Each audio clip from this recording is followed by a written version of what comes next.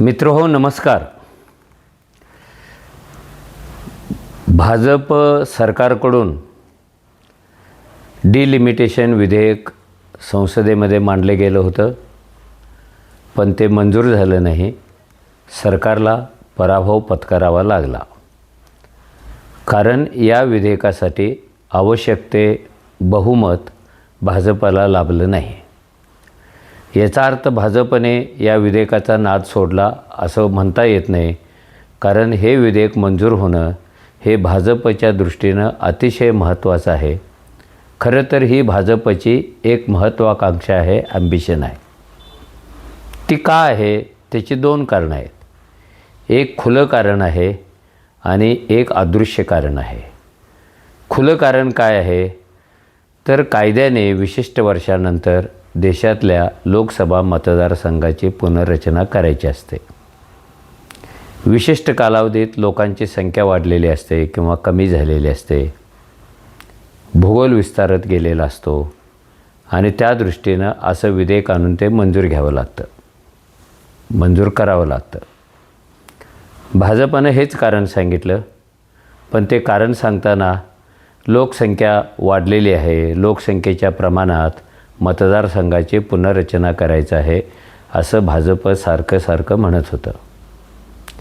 या भाजपच्या विधेयकाला पहिल्यांदा दक्षिणेकडून विरोध झाला.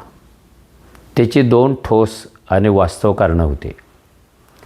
जर लोकसंख्या हा निकष मानायचा असेल तर दक्षिणेकडचे मतदारसंघ कमी होणार, कारण दक्षिणेकडची लोकसंख्या कमी होत चाललेली आहे आणि उत्तरेकडची लोकसंख्या वाढत चाललेली आहे. BJP आणि हिंदुत्ववादी संघटना कितीही सांगत असल्या फक्त मुस्लिमांचीच लोकसंख्या वाढते, तर हे अर्ध सत्य आहे. सगळ्यांचीच लोकसंख्या वाढते. उत्तर भारत हा हिंदूंचा बेल्ट आहे पूर्वीपासून. ते खरं हिंदुस्थान आहे असं हिंदुत्ववादी मानतात. पण एवढ्या उत्तर भारतावर अवलंबून निवडणुका जिंकता येत नाहीत आणि सरकार स्थापन करता येत नाहीत, कारण दक्षिणेची मदत लागते. आणि दक्षिणेकडची संस्कृती ही हिंदू संस्कृतीच्या हिंदुत्ववाद्यांच्या विरोधातली आहे. इकडे सनातन धर्माचा गौरव करतात, तिकडे सनातन धर्माचा तिरस्कार करतात. इकडे आर्यांचा गौरव करतात, तिकडे द्रविडांचा गौरव करतात. ही जी एक सांस्कृतिक फळी ती खूप वर्षापासून या देशात अस्तित्वात आहे. त्यामुळे दक्षिणेकडच्या लोकांना असं वाटणं स्वाभाविक आहे की मतदारसंघाच्या फेररचनेनंतर, डिलिमिटेशननंतर दक्षिण भारतातल्या जागा कमी होईल आणि दक्षिण भारताचं वर्चस्व देशावर जे असावं लागतं, संसदेत जे असावं लागतं, ते कमी होईल. म्हणून त्यांनी विरोध केला. इंडिया आघाडीने या विधेयकाला विरोध केला आणि ते विधेयक नामंजूर झालं. आता पुन्हा ते नव्याने मांडण्याच्या हालचाली विधेयक नामंजूर झाल्यापासूनच सुरू आहेत. त्याच्यात आम्ही काही बदल करतो आहोत असं BJPचं सरकार सांगतं आणि हे बदल काय असतील हे वेगवेगळ्या पक्षांच्या सोबत त्यांनी चर्चा करायला सुरुवात केलेली आहे. राष्ट्रवादी काँग्रेसच्या नेत्या सुप्रिया सुळे यांनी एक मोठी पत्रकार परिषद घेतली आणि त्याच्यात त्यांनी एका गोष्टीचा खुलासा केला. तो म्हणजे की सरसकट 50% जागा वाढवून द्यायला BJPचं सरकार तयार आहे. म्हणजे ज्या राज्यामध्ये या क्षणाला जेवढ्या लोकसभेच्या जागा असतील त्याच्यामध्ये 50%ची वाढ होणार. काही राज्य असे आहेत की जिथे एकच जागा आहे. काही राज्ये अशी आहेत गोव्यासारखी, तिथे 2च जागा आहेत, त्यांच्यातही 50% वाढ होणार. उत्तर प्रदेशमध्ये देशातल्या सगळ्यात मोठ्या जागा आहेत, तिथे पण 50%ने वाढ होणार. महाराष्ट्रातही वाढ होणार. काश्मीरपासून कन्याकुमारीपर्यंत सरसकट वाढ असा शब्द त्यांनी वापरलेला आहे. म्हणजे ह्याच्यात अपवाद कुणालाच केलेला नाही आहे, कोणताच भेदभाव बाळगलेला नाही आहे, कोणत्याच तत्त्वाचा विचार आज या घडीला केले नाही. सरसकट 50% वाढ. आणि ही जी कल्पना आहे, हा जो प्रस्ताव आहे, अजून त्याच्यावर चर्चा व्हायची आहे, पुढे खूप गोष्टी होणार आहेत, पण जी सरसकट वाढ ही गोष्ट सुप्रिया सुळेने सांगितली आणि त्या स्वतः म्हणाल्या ही एक चांगला प्रस्ताव आहे आणि तो मला व्यक्तिगत पातळीवर आवडलेला आहे, म्हणजे सुप्रिया सुळेंना. आता सुप्रिया सुळेंनी हा प्रस्ताव मांडण्यापूर्वीच 2 महिन्यापासून शरद पवारांच्या नेतृत्वाखाली असलेल्या राष्ट्रवादी काँग्रेसबाबतच शंका घ्यायला लागलेल्या आहेत की शरद पवारांचा गट हा या विधेयकाला पाठिंबा देणार आहे.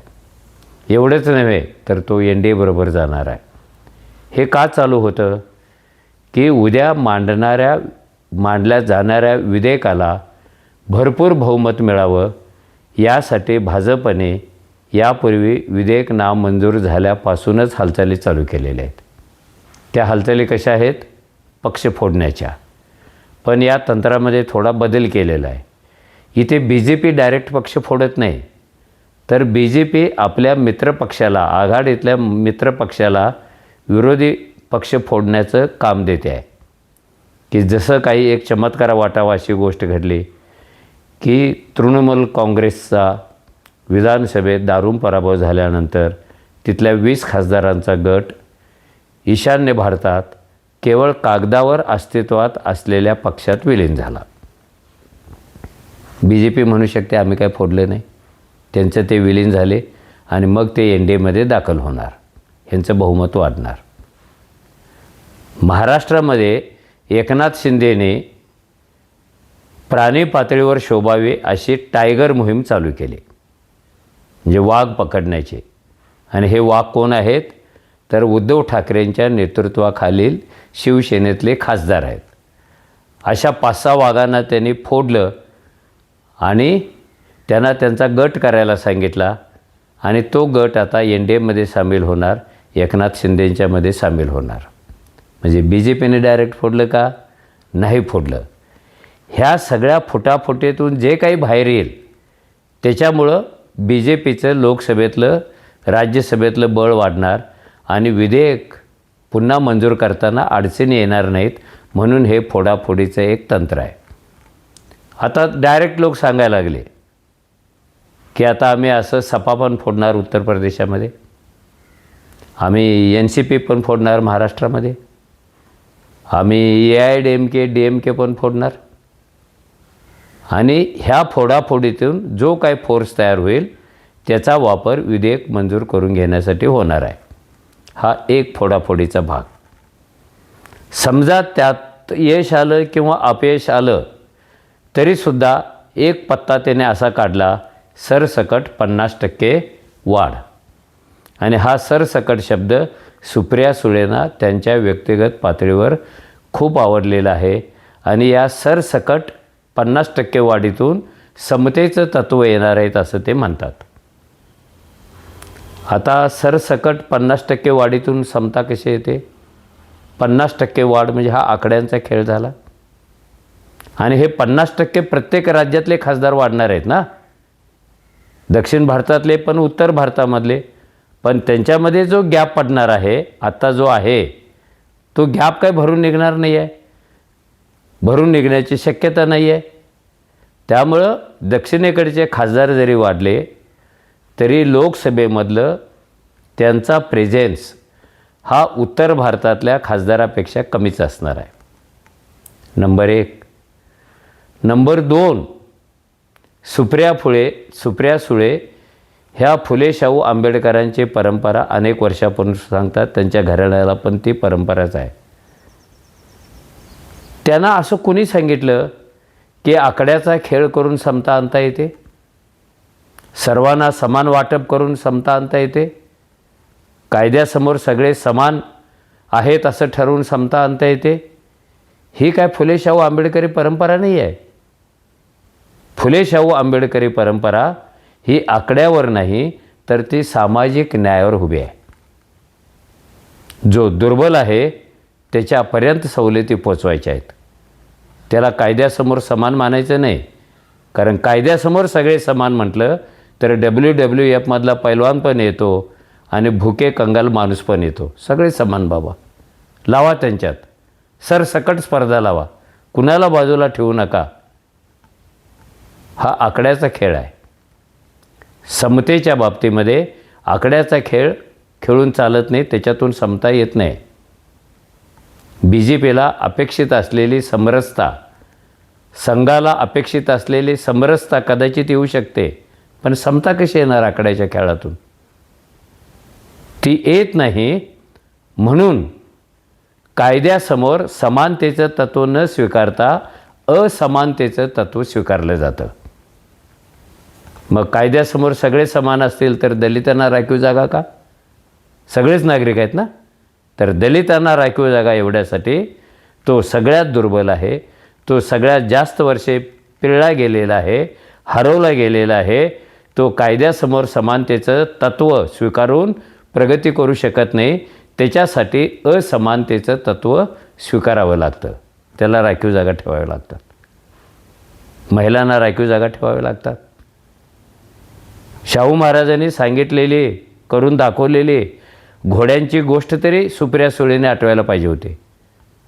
पुण्यातला विद्वान सांगत होता, हिंदुत्ववादी, सगळ्यांना समान न्याय द्या.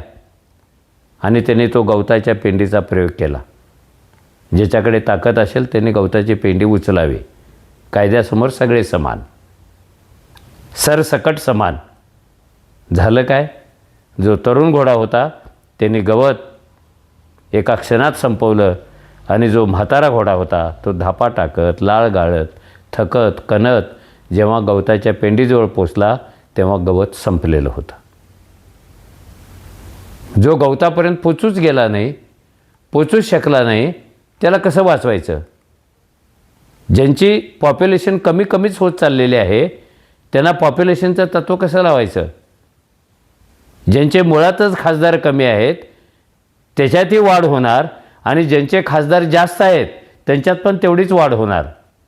फरक काय? फरक एवढाच होईल की उत्तर भारतातल्या खासदारांची संख्या वाढेल, ज्याला भाजपचा बेल्ट असं समजतात. हे तत्त्व वापरून तो आपलंच काम करून घेईल.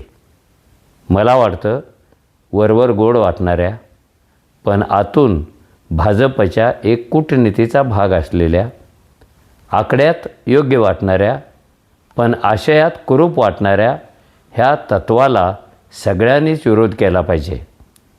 यातल्या सरसकट 50% या शब्दाला आणि कृतीला कुणी भुलता कामा नये. आणि माझी अशी अपेक्षा आहे की सुप्रिया सुळेंनीसुद्धा भुलता कामा नये. तुम्हाला ते व्यक्तिगत पटलं असेल तर व्यक्तिगतच ठेवा, त्याचं समर्थन करू नका. कारण समाजातली हरलेल्या वर्गासाठी आवश्यक असणारी समता ही समानतेचं तत्त्व वापरून जगात कुठेही अस्तित्वात येत नाही. असमानतेचं तत्त्व वापरून त्यांच्यासाठी आवश्यक असणाऱ्या समतेकडे जावं लागतं. मला वाटतं हे सगळ्यांनाच कळलेलं असेल. धन्यवाद.